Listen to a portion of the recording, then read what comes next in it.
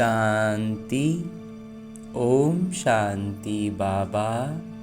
आज 7 मई 2025 है और आज हम अध्ययन करने जा रहे हैं परम पिता परमात्मा के अनमोल मधुर महावाक्यों को, मुरली को। तो ये अमूल्य मुरली हमें धारण करनी है अपने आत्मा के स्तर पर। ड्यूटी की तरह बस एक काम है, मुरली सुनना है, क्लास में चले गए, मुरली सुन ली, इस विधि से न सुनकर पूरी तरह से इसे आत्माभिमानी स्थिति में आकर धारण करना है। और उसके लिए जो लौकिक रीति से जो सब एक विधि है, एक बात है, वो है कि अपने से अपने हाथों में मुरली को लेना है और एक एक शब्द को जब खुद से पढ़ेंगे तो ये अनुभव करेंगे कि परमात्मा ने मानो निज तौर पर पर्सनली मुझे एक चिट्ठी लिख कर दी है और सारी बातें, बहुत सारी बातें मुरली में बाबा सिर्फ और सिर्फ मुझे कहते हैं।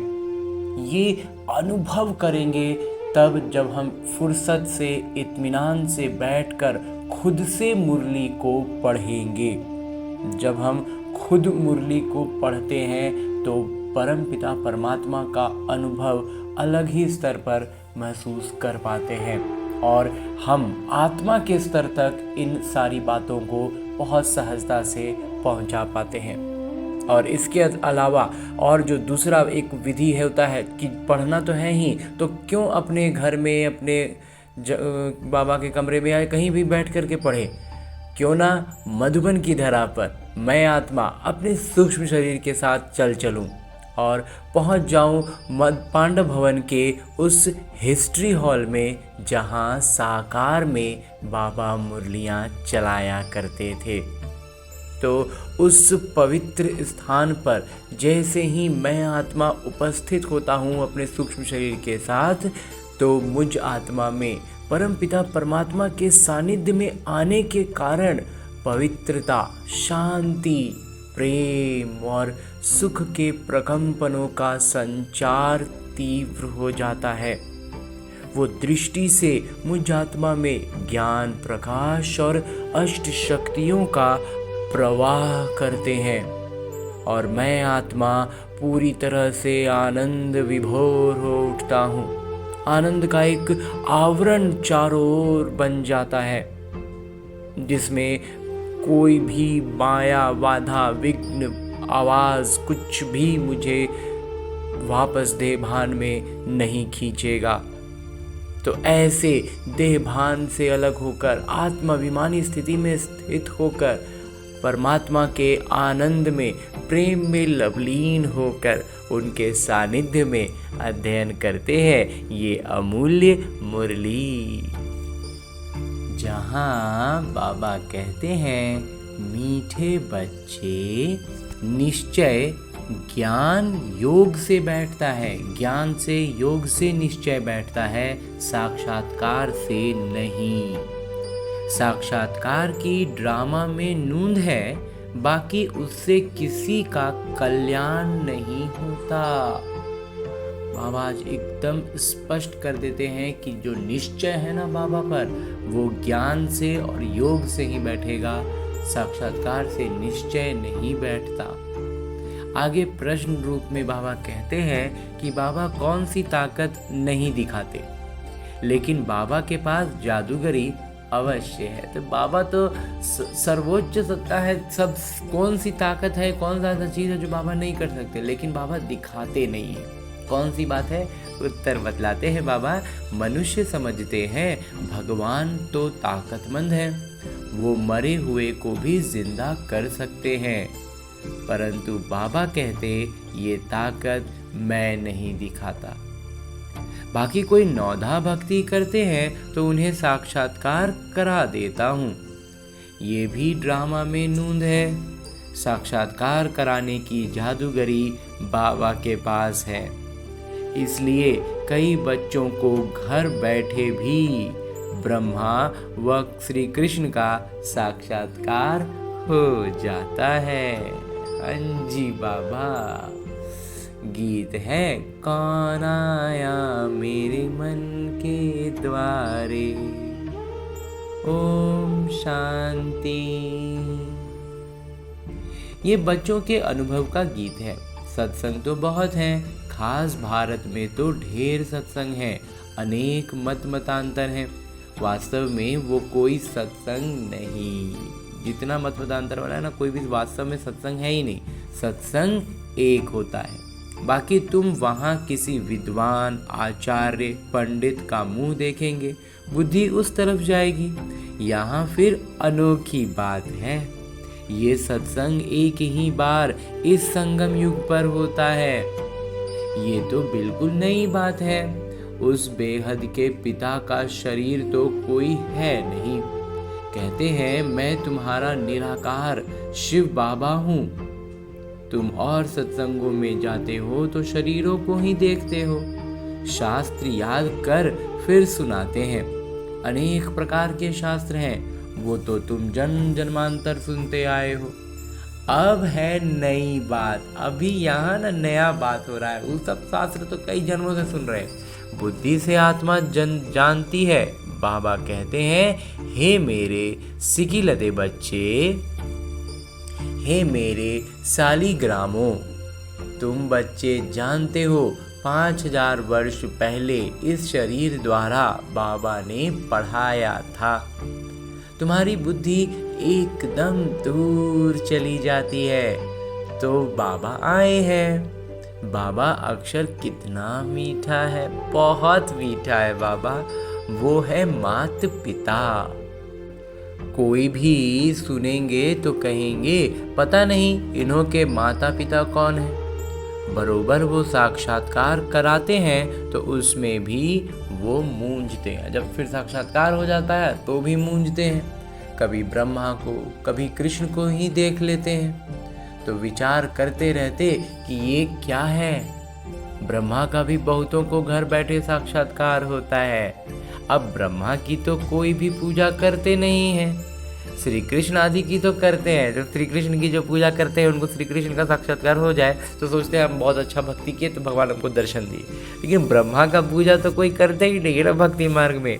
तो ब्रह्मा का साक्षात्कार होता है तो एकदम बुद्धि में बात समझ में ही नहीं आती है। ब्रह्मा को तो कोई जानते भी नहीं होंगे।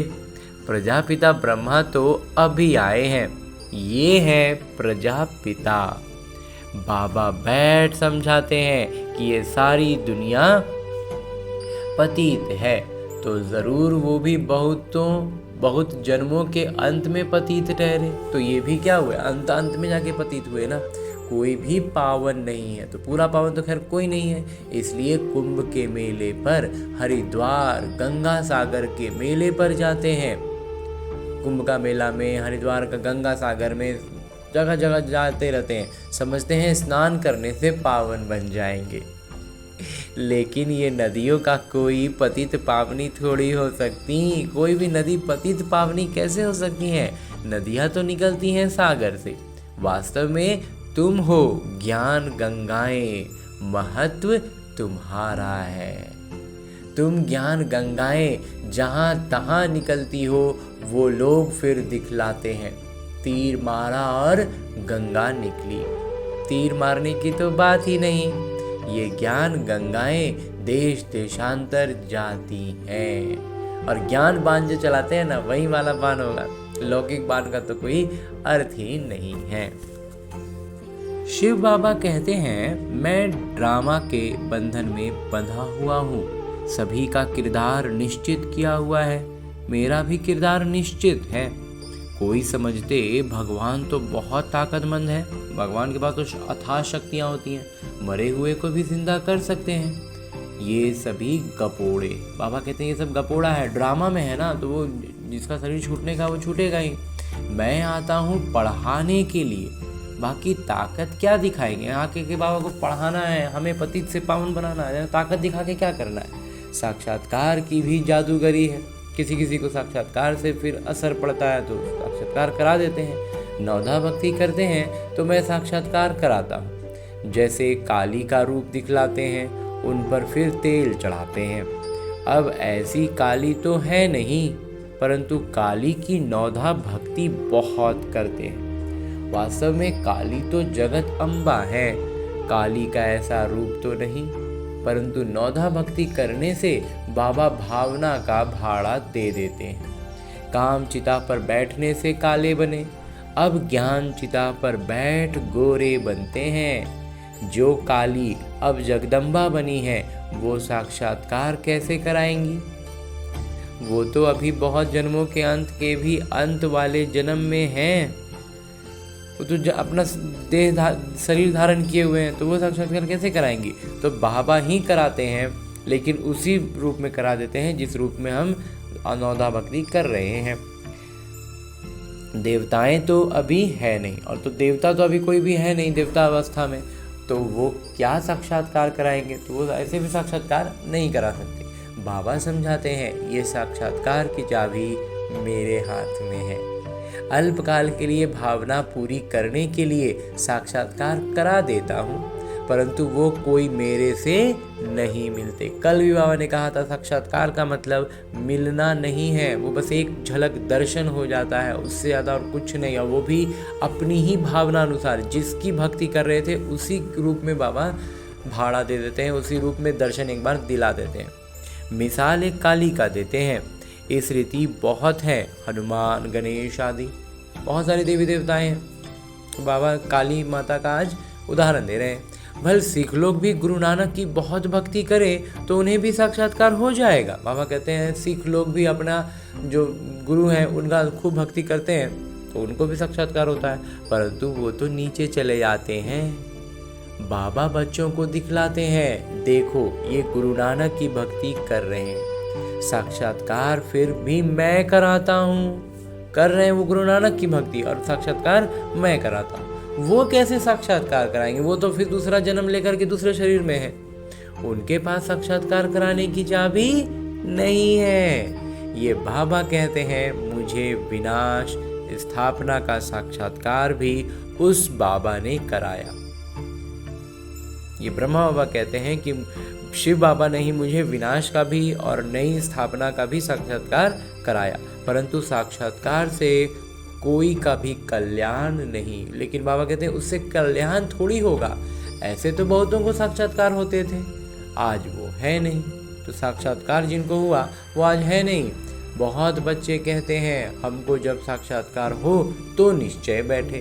बहुत से बच्चे ना ऐसे जिद करते हैं, इसलिए आज बाबा उसको इस बात को ना स्पष्ट कर रहे हैं। कुछ बच्चों को लगता है कि हमको भी साक्षात्कार कराइएगा तब ना निश्चय होगा कि हाँ भगवान है, तो बाबा उसके लिए आज कह दिए कि साक्षात्कार से कल्याण नहीं होता है। बहुतों को साक्षात्कार हुआ जो आज नहीं है, परंतु निश्चय साक्षात्कार से नहीं हो सकता। तो इसलिए बाबा कहते हैं निश्चय होने के लिए ज्ञान चाहिए, योग चाहिए, साक्षात्कार से निश्चय नहीं हो सकता। निश्चय बैठता है ज्ञान और योग से। 5000 वर्ष पहले भी मैंने कहा था कि ये साक्षात्कार मैं कराता हूँ। मीरा ने भी साक्षात्कार किया, ऐसे नहीं कि आत्मा वहाँ चली गई। साक्षात्कार करने का मतलब ये नहीं कि वो जो भक्ति में जानते थे कि जाके समा गई, ज्योति ज्योत में जाके समा गई, नहीं, बैठे बैठे साक्षात्कार कर लेते हैं, लेकिन मेरे को नहीं प्राप्त कर सकते। बाबा कहते हैं हमको प्राप्त नहीं कर सकते हैं, कितना भी कोई कुछ हो जाए। जब तक ज्ञान नहीं आएगा, योग नहीं लगाएंगे, निश्चय नहीं होगा, तब तक बाबा से मिलन नहीं मना सकते। बाबा कहते हैं कोई भी बात का संशय हो तो जो भी ब्राह्मणिया टीचर्स हैं उनसे पूछो। ये तो जानते हो बच्चियां भी नंबरवार हैं, नदियां भी नंबरवार होती हैं, कोई छोटी नदी होती है, कोई बड़ी नदी होती है, तो नदियां भी नंबरवार हैं। तो हो सकता है हम जिस दीदी बहन से पूछ रहे हैं, टीचर दीदी से, उनको शायद उतना अच्छे से क्लैरिटी नहीं हो हमारी उस बात का, तो वो फिर आगे पूछ सकती हैं, वो फिर बतला सकते हैं। लेकिन हमें बाबा कहते हैं निमित्त है ना, उनसे पूछना है। कोई बात मन में आती है, कोई संशय होता है तो। कोई तो तालाब भी है बहुत गंदा, बासी पानी होता है। कोई कोई क्या हो जाते हैं, तालाब ठहर जाते हैं, तो उनका क्या हो गया, पानी बासी हो गया, गंदा हो गया, खराब हो गया। वहाँ भी श्रद्धा भाव से मनुष्य जाते हैं, लेकिन फिर भी वहाँ लोग जाते हैं। वो है भक्ति की अंधश्रद्धा। तो उसको क्या कहेंगे? अंधश्रद्धा।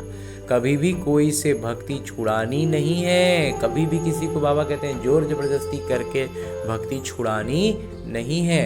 अब ज्ञान में आ जाएंगे तो भक्ति आप ही छूट जाएगी। ज्ञान समझ में आ गई ना, ज्ञान भीतर चला गया, निश्चय बाबा पर हो गया, तो भक्ति तो आप ही छूट ही जाना है, कोई मतलब ही नहीं समझ में आने लगता है। लेकिन जब तक ज्ञान नहीं स्पष्ट है ना, भक्ति भी साथ में पकड़े रहते हैं। भाई इतना समय से भक्ति किए हैं, इसको कैसे छोड़े। बाबा भी नारायण के भक्त थे। चित्र में देखा लक्ष्मी दासी बन नारायण के पांव दबा रही है, तो ये बिल्कुल अच्छा नहीं लगा। सतयुग में ऐसा होता नहीं। तो ये सच्चाई यही थी कि ऐसा सतयुग में होता नहीं है कि लक्ष्मी बैठ के विष्णु के पांव दबाए। तो मैंने एक आर्टिस्ट को, तो ब्रह्मा बाबा कहते हैं कि मैंने एक आर्टिस्ट को कहा कि लक्ष्मी को इस दासी पने से विदाई दे दो। बाबा भक्त तो थे परंतु ज्ञान थोड़े ही था। भक्त तो सभी हैं, हम तो बाबा के बच्चे मालिक हैं। भक्त तो सब है, लेकिन हम बच्चे जो बाबा को बन गए, पहचान लिया बाबा को, तो मालिक हो गए। तो यहाँ पर एक छोटी सी बात इस ब्रह्मा कुमार को भी ध्यान में आती है कि कोई कोई बात जो से होती है ना, भक्ति करते थे, खूब मन में श्रद्धा थी और ज्ञान तो था नहीं, लेकिन फिर भी ये बात उनको खटकती थी, अच्छी नहीं लगती थी कि लक्ष्मी विष्णु के पांव दबा रही है, दासी टाइप का लग रही है, ये चीज़ नहीं होना चाहिए। तो वो अगल बगल में बैठाने वाला तस्वीर बनवाए थे। वैसे ही इस ब्रह्मा कुमार को भी जो भक्ति में भी जब आदर सूचक शब्द नहीं होते हैं, बात नहीं होती है ना, तो तू तुम करो करके कहते हैं ना, तो बहुत ज़्यादा अंदर में खटकती है बात, एकदम दिल को भाता ही नहीं, अंदर नहीं जाता है। तो बाबा से मैंने जब ये कहा तो बाबा ने कहा कि जो भाषा आती थी उस भाषा में, जो वहाँ का क्षेत्रीय था वहाँ का, उस भाषा में ब्रह्मा बाबा का जो मुंह पर था वही भाषा में बात होती है। इसलिए इस ब्रह्मा कुमार को जहाँ भी वैसे शब्द आते हैं तो उसको, चाहे वो भक्ति थी तो भक्ति में तो हिम्मत नहीं होती है ना, भक्ति में तो लगता है कि ऐसे कैसे कर सकते हैं भाई, जो बोला जा रहा है वही करना है। लेकिन यहाँ तो बाबा मालिक बना रहे हैं, तो बता रहे हैं कि हम क्या चीज़ में उलझना है, क्या चीज़ में नहीं उलझना। तो जो बात दिल को बिल्कुल नहीं अच्छी लग रही है, और ये है तो शिष्टाचार की बात, तो ये ऐसा नहीं हो सकता है कि हम जहाँ तुम है वहाँ मैं आप लगा दूँ, करो की जगह करिए लगा दूँ, तो वो गलत हो जाएगा। इसलिए इस ब्रह्मा कुमार के मन में ये बात आई, बाबा ने उस पर मुहर लगाई, तो उसके लिए अब से ये ब्रह्मा कुमार उसी रूप से इस मुरली को अध्ययन करता है, पढ़ता है। और अब तो ऐसा होता है कि स्वाभाविक हो जाता है, दिखता वो आँखों से है और मुंह से निकलता है करिए, जाइए, दीजिए, आइए, ऐसे शब्दों का प्रयोग हो जाता है। तो इसलिए क्योंकि बाबा ने हमें मालिक बनाया है, हमें अधिकार दिया है, तो अब डर किसी चीज़ का नहीं है ना कि हम ऐसा कर देंगे तो कुछ गलत हो जाएगा। हाँ जी बाबा। आगे बाबा कहते हैं कि ब्रह्मांड का भी मालिक बच्चों को बनाते हैं, तो हमें क्या है, सर्वस्व का मालिक बना देते हैं। कहते हैं तुमको राज्य भाग्य देता हूँ। ऐसा बाबा कभी देखा? कभी नहीं देखा। बाबा तो इतने श्रेष्ठ, मेरे बाबा के लिए श्रद्धा पूर्वक, आदर पूर्वक कहना, बहुत प्यार करते हैं, दिल से में बहुत प्यार है। तो इसका मतलब ये नहीं होता है कि जिससे हम बहुत प्यार करें और वो इतने श्रेष्ठ हो तो हम उनको तुम तमाड़ करके बोलने लग जाएं। हम लौकिक रीति में किसी को नहीं बोल सकते, तो अलौकिक में मेरे बाबा को हम ऐसा कैसे कहें। इसीलिए हमेशा इस ब्रह्मा कुमार का ये मंथन है, ये भावना है, कभी भी उनके साथ उस तरह की देता है बाबा करता है, ये अच्छा नहीं लगता। उस बाबा को पूरा याद करना है, तो इसलिए उस बाबा को बहुत प्यार से, बहुत श्रद्धा से याद करते हैं, आदर से याद करते हैं। उनको तुम इन आँखों से नहीं देख सकते, आँखों से तो नहीं देख सकते, क्योंकि ये लौकिक भौतिक चीज़ है ही नहीं। बाबा वो बहुत श्रेष्ठ हैं, उनसे योग लगाना है, हाँ, लेकिन उनसे जब योग लगता है तो बहुत अच्छा अनुभव करते हैं। याद और ज्ञान भी बिल्कुल सहज है। बाबा कहते हैं याद करना, योग थोड़ा भारी हो जाता है ना, तो बाबा कहते हैं याद, तो याद करना और ज्ञान का मिलना, बाबा जो ज्ञान देते हैं उसको जैसे जैसे एक एक कदम करके बढ़ना है, में घबराना नहीं है, एकदम सहज रीति से एक एक कदम बढ़ाते जाएंगे ना, तो सूक्ष्म सूक्ष्म बातें भी स्पष्ट होती जाती हैं।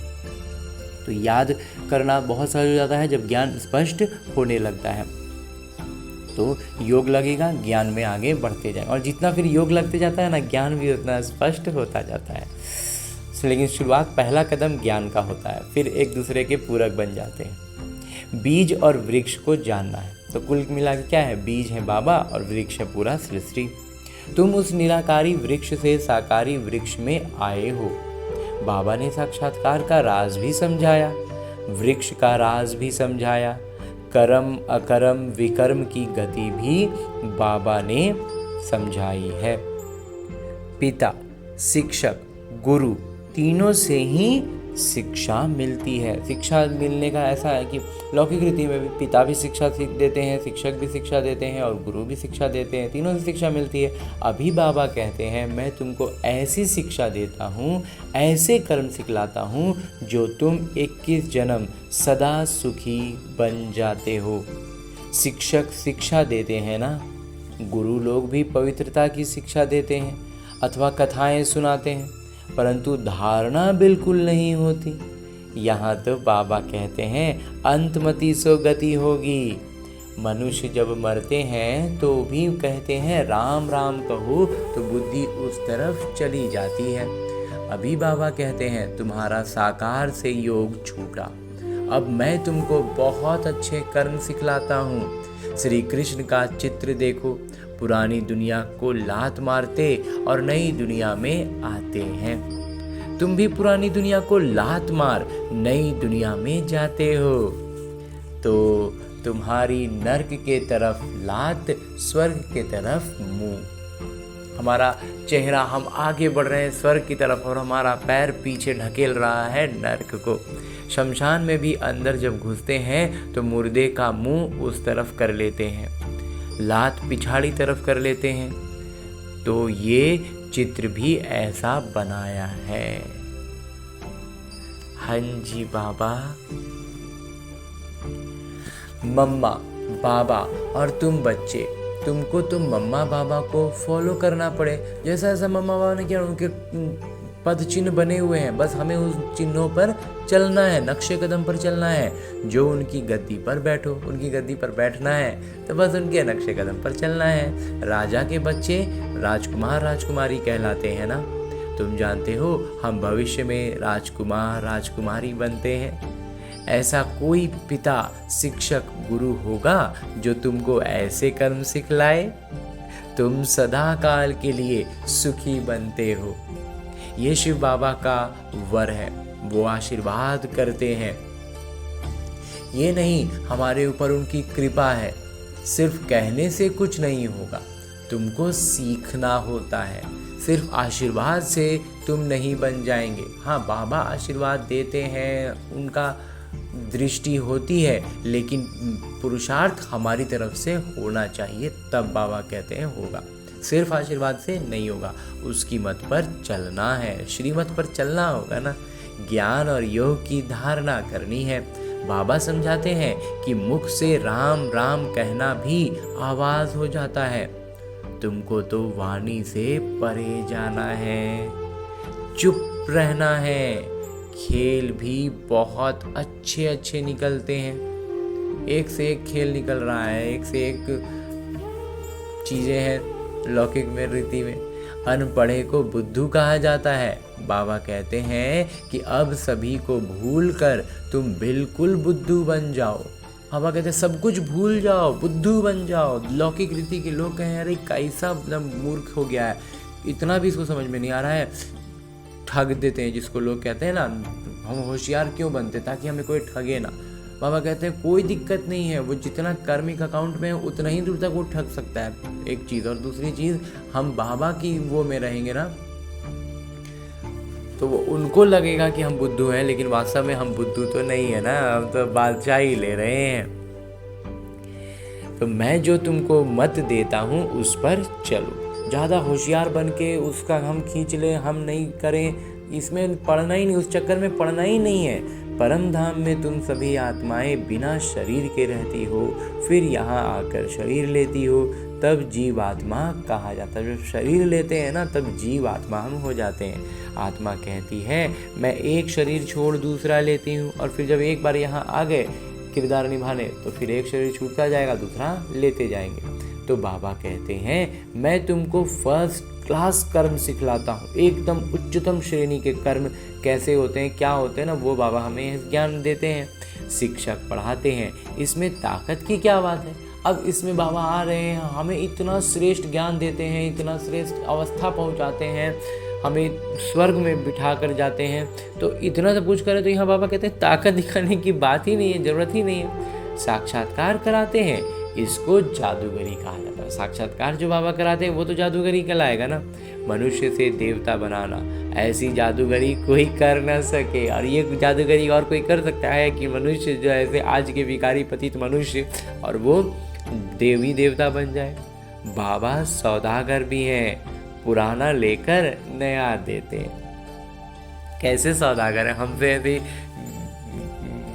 माने निम्न कोटि की तमो प्रधान बातें चीज़ें हमसे लेते हैं और हमें सतो प्रधान स्वर्ग दे देते हैं। इनको पुराना लोहे का बर्तन कहा जाता है, इनका कोई मूल्य नहीं है। इस लौकिक रीति की चीज़ का कोई मतलब है, कोई मतलब नहीं है। आजकल देखो तांबे के भी पैसे नहीं बनते, वहाँ तो सोने के सिक्के होते हैं। वंडर है ना, क्या से क्या हो गया, कहाँ स्वर्ग में सोना ही सोना। बाबा ने एक दिन कहा था ना, लोहा लोहा पीतल ये सब तो रहेगा ही नहीं, तांबा चांदी भी आएगा जब त्रेता शुरू होगा। जो पूरा स्वर्ग होगा ना सतयुग, वहाँ तो चांदी भी नहीं होगा। बाबा कहते हैं मैं तुमको नंबर 1 कर्म सिखलाता हूँ, मन मना भव हो जाओ। सबसे श्रेष्ठ कर्म मन मना भव हो जाओ। फिर है पढ़ाई, जिससे स्वर्ग का राजकुमार बनेंगे। अभी देवता धर्म जो प्रायः लोप हो गया है वो फिर से स्थापन होता है। मनुष्य तुम्हारी नई बातें सुनकर वंडर खाते हैं, उनको आश्चर्य लगता है, उनको समझ में नहीं आने लगती, बुद्धि उनकी घूमने लगती है, ऐसा ऐसा क्या बोल रहे हैं। कहते हैं कि स्त्री पुरुष दोनों ही इकट्ठे रह पवित्र रह सके, ये कैसे हो सकता है। बाबा तो कहते भले इकट्ठे रहो, नहीं तो मालूम कैसे पड़े। बीच में ज्ञान तलवार रखनी है, इतनी बहादुरी दिखानी है।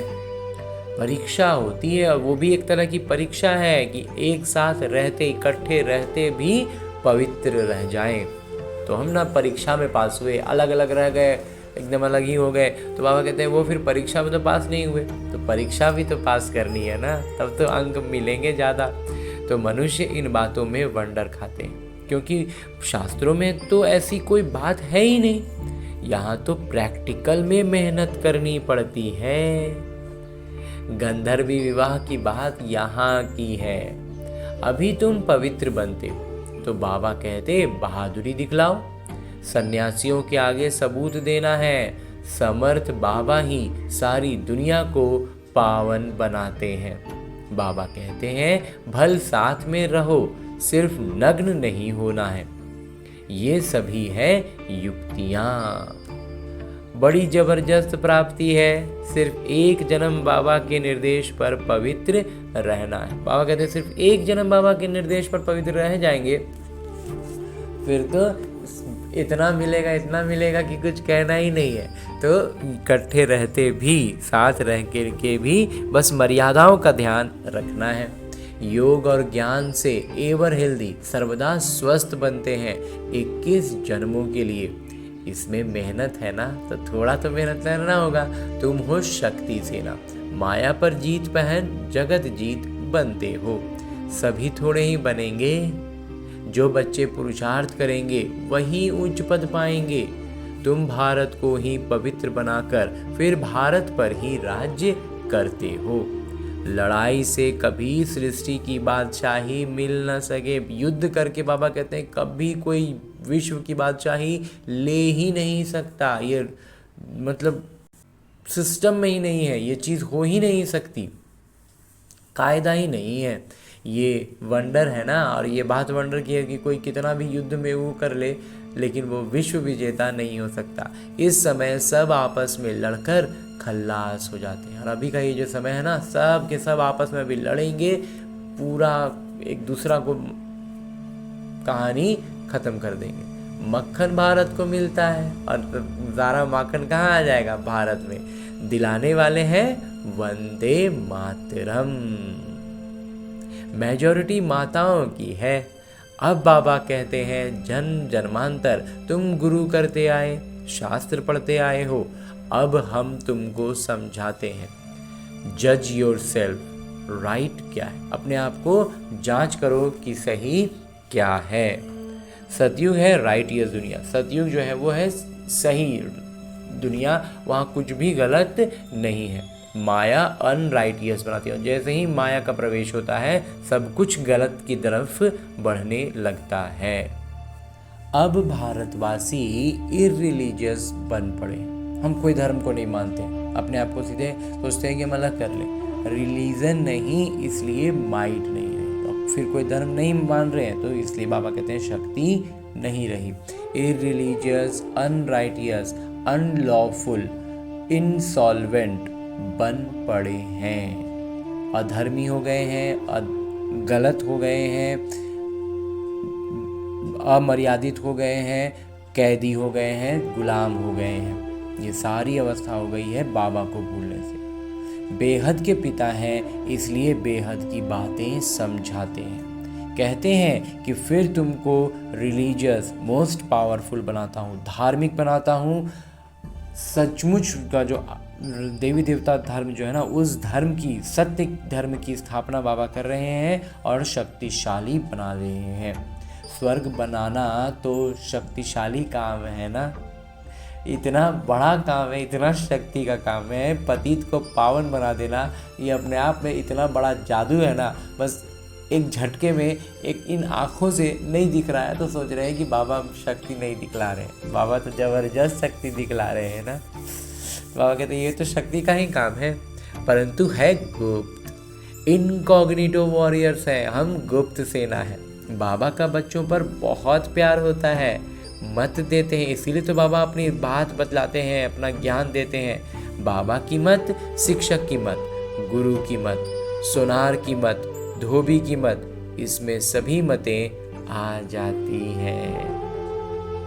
बाबा जो है वो पिता बनकर अपना मत देते हैं, कभी शिक्षक बनकर मत देते हैं, कभी गुरु बनकर मत देते हैं, तो कभी बाबा उदाहरण स्वरूप बन के, सोनार बनकर, धोबी बनकर भी मत देते हैं। कैसे हमें खाद मिल गई तो सोनार का बन करके ज्ञान दे दिए, और कैसे हमारी गंदगी बाबा धुलाई करते हैं तो धोबी बनकर मत दे देते हैं। तो बाबा कहते हैं सारी मतें आ जाती हैं। अच्छा, मीठे मीठे सिगिलदे बच्चों प्रति माता पिता बाबा का याद प्यार और आशीर्वाद। रूहानी बाबा की रूहानी बच्चों को नमस्ते। हम रूहानी बच्चों की ओर से रूहानी माता पिता को याद प्यार और प्रणाम। धन्यवाद बाबा, धन्यवाद। मुरली के लिए भी धन्यवाद, और इस अनूठे अलौकिक ब्राह्मण जीवन के लिए भी बहुत बहुत बहुत धन्यवाद बाबा, बहुत धन्यवाद। आगे आज की मुरली से लिए गए वो प्रमुख बिंदु हैं जिन्हें हमें अपने इस ब्राह्मण जीवन में धारण करने हैं, और ब्राह्मण सो फरिश्ता, फरिश्ता सो देवता बनना है। तो ये जो धारणा के लिए मुख्य सार होता है, धारणा के लिए जो मुख्य बिंदुएं होती हैं, वो हर ब्रह्म कुमार कुमारी अपना और भी इस 2 से ज़्यादा भी ले सकते हैं, ताकि वो अपने जो बात उनको आज विशेष तौर पर बाबा के ज्ञान में, बाबा की मुरली में विशेष तौर पर छू गई, वो बातों को धारणा में जरूर रखनी है। ज़्यादातर वो आ ही जाता है इन 2 बिंदुओं में, लेकिन अगर नहीं आए तो उसको ज़रूर रखनी है और उसको दिन भर स्मृति लाते रहनी है, दोहराते रहना है।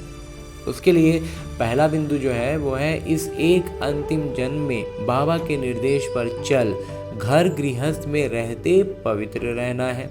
इसमें बहादुरी दिखानी है, बहादुरी की बात है, ज्ञान तलवार बीच में रखना, इकट्ठे रहना और पवित्र रहना।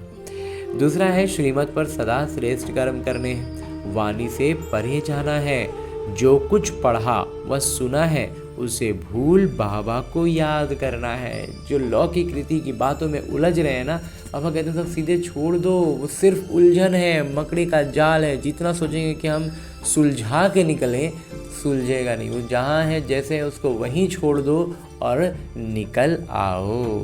हाँ जी बाबा।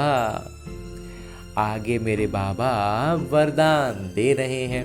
वरदान देते हुए मेरे बाबा कहते हैं, परिस्थितियों को गुड लक समझ, अपना सौभाग्य समझना है परिस्थितियों को, अपने निश्चय के फाउंडेशन को मजबूत बनाने वाले अचल अडोल भव।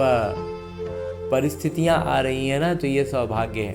क्योंकि क्यों सौभाग्य बाबा कहते हैं? क्योंकि इससे हमारा निश्चय का आधार जो है ना मजबूत बन जाता है। जितनी परिस्थितियां आती हैं उतना ही हमारा निश्चय अचल अडोल बन जाता है। तो हम फिर सर्वदा के लिए अचल अडोल हो जाते हैं ना। इसलिए बाबा कहते हैं कि परिस्थितियों को अपना सौभाग्य मानना है, गुड लक मानना है। इसको और विस्तार से बाबा बतलाते हैं कि कोई भी परिस्थिति आए तो आप हाई जंप दे दो, क्योंकि परिस्थिति आना भी गुड लक है, ये भी सौभाग्य ही है। ये निश्चय के आधार को मजबूत करने का साधन है।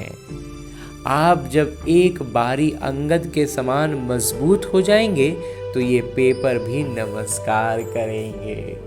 एक बार बाबा कहते हैं आप मजबूत हो तो जाओ, फिर देखो ये जो पेपर है ना आएगा दूर से ही मुस्कुरा के घूम जाएगा, बोलेगा आपका पाँव देख लिए कि जम गया है, अब हमको कोई फायदा नहीं है आकर के आपके पास।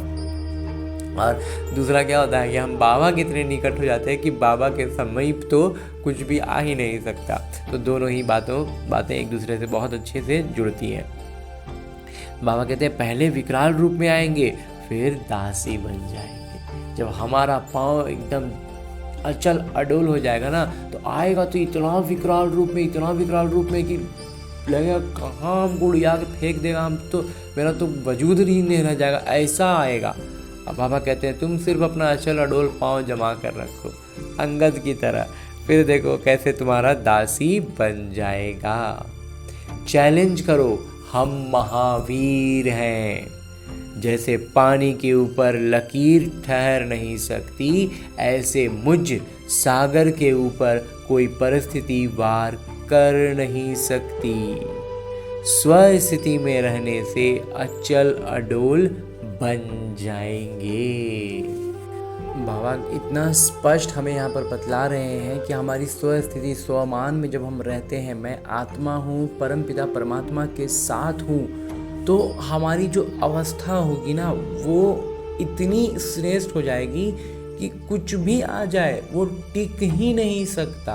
आने को अगर उसका है, वो ड्रामा में अगर आना है तो वो आएगा, लेकिन अगर मेरे कर्मों का हिसाब किताब में कुछ है, वो मेरा विकर्म, जिसको विकर्म का बोझ है, वो आएगा। लेकिन बाबा कहते हैं जैसे पानी पर कोई लकीर ठहर ही नहीं सकती, ऐसे ही वो ठहर ही नहीं पाएगा। तो इसलिए परिस्थिति पर तो ध्यान ही नहीं देना कि कितनी बड़ी परिस्थिति आ रही है। आओ, बाबा कहते हैं चैलेंज करो, हम महावीर हैं। हाँ जी बाबा। और आगे स्लोगन है, मुरली का उपदेश है, पुराने वर्ष को विदाई देने के साथ साथ कड़वेपन को भी विदाई दे दो। कोई भी तरह का कड़वापन, चाहे मन में हो, चाहे वचन में हो या कर्म में हो, कभी भी ना रहे। हाँ जी बाबा। और अब परमपिता परमात्मा से हमने इतना श्रेष्ठ ज्ञान मुरली अध्ययन किया, वरदान प्राप्त किया, और अब मेरे बाबा इसी अव्यक्त स्वरूप में स्थित रहकर एक इशारा भी देते हैं कि रूहानी रॉयल्टी और प्योरिटी की पर्सनालिटी धारण करो। क्योंकि इसके पहले बाबा जो हमें इशारा दे रहे थे वो था कंबाइंड रूप में रहने का। तो जब हम कंबाइंड रूप में रहे तो उसका प्रभाव क्या आएगा? उसका प्रभाव आएगा कि हमारे चेहरे से पवित्रता झलकेगी और हमारे चलन से आत्मिकता झलकेगी। तो इस बात को और स्पष्ट करने के लिए अलग अलग दिन बाबा अलग अलग तरीके से उदाहरणों के साथ हमें इशारे देते रह रहे हैं। तो आज के लिए बाबा ने जो इशारा दिया है वो है, यदि वरदाता और वरदानी दोनों का संबंध समीप और स्नेह के आधार से निरंतर हो और सदा कंबाइंड रूप में रहो तो पवित्रता की छत्र छाया स्वतः रहेगी। बाबा कितना एकदम सरल भाषा में बतला देते हैं कि वरदाता है, वरदानी है, वो दोनों का संबंध जो है ना वो समीप का हो और स्नेह के आधार से निरंतर हो। सदा शब्द जो बाबा हमेशा कहते हैं, निरंतर ये जो रहे संबंध समीपता का निरंतर हो और सदा हम कंबाइंड रूप में रहें। हमेशा ये स्मृति रहे कि बाबा मेरे साथ है, इस भृकुटी सिंहासन पर मेरे पिता मेरे साथ बैठे हैं। तो क्या होगा, पवित्रता की छत्र छाया स्वतः रहेगी हमारे चेहरे से। परमपिता परमात्मा की पवित्रता कितना स्पष्ट झलकेगा। तो जहाँ सर्वशक्तिवान पिता है वहाँ अपवित्रता स्वप्न में भी नहीं आ सकती है। जब अकेले होते हो तो पवित्रता का सुहाग चला जाता है। बाबा इतना जबरदस्त उदाहरणों से हमें ओतप्रोत कर देते हैं कि पवित्रता का सुहाग है। जैसे लौकिक रीति में हम स्त्रियों के साथ समझते हैं कि सुहाग को सबसे ज़्यादा महत्व दिया जाता है, तो उस महत्व से बाबा कहते हैं कि हमें समझना है कि परमपिता परमात्मा हमारा सुहाग है। वो तो कहते ही हैं कि सगाई हुई है, तो इस बात को उसी रीति से, उसी लौकिक रीति में जो हम जानते हैं, उसी रीति से जब हम बाबा को याद करते हैं ना, बाबा ने उस दिन एक दिन मुरली में ये भी कहा था, जीवन साथी के रूप में हम उनको जब अपना साथी बनाते हैं ना, तो हमारी निकटता बहुत ज़्यादा स्वाभाविक तौर पर बढ़ जाती है। तो ये सारा ज्ञान, ये सारे इशारे जो बाबा हमें देते हैं, ये सब कुछ को हम कैसे अंदर तक भी धारण करेंगे, सिर्फ और सिर्फ अभ्यास से। और ये अभ्यास बाबा ने आज तो वरदान में ही कह दिया ना कि परिस्थितियाँ हमारे लिए गुड लक हैं, सौभाग्य हैं। तो कहने का अर्थ क्या है कि हमें प्रैक्टिस करने के लिए इतने सारे क्वेश्चन, किसी परीक्षा की तैयारी करते हैं तो क्या होता है, ढेर सारे हमके प्रश्न, हम प्रैक्टिस पेपर तैयार करते हैं, प्रैक्टिस पेपर हम लेकर आते हैं ताकि हम ढेर सारा प्रैक्टिस कर लें, तो जब असली का परीक्षा देंगे तो उसमें उसी स्पीड से, उसी सब कुछ से हम आसानी से परीक्षा पास कर जाएंगे। तो बिल्कुल ऐसे ही तो ये परिस्थितियाँ, ये लौकिक जीवन है ना, तो इस लौकिक जीवन को उसी रूप से, उसी वरदान के रूप में एक सौभाग्य मानना है। तो इस सौभाग्य को धारण करने के लिए, ढेर सारा अभ्यास करने के लिए शुभ भावना और शुभकामना से भरपूर होकर लौटते हैं अपने इस स्थूल शरीर में, अपने इस लौकिक किरदार में। अच्छा, ओम शांति।